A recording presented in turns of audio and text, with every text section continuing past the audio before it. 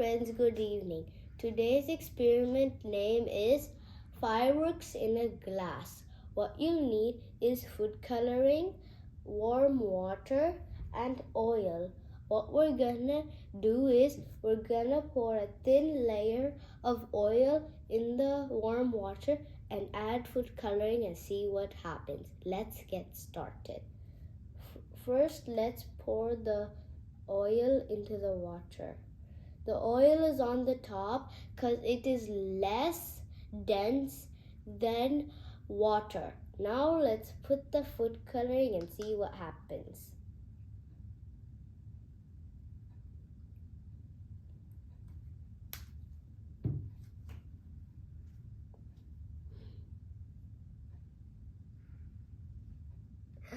Do you see those little lines? Those look like fireworks.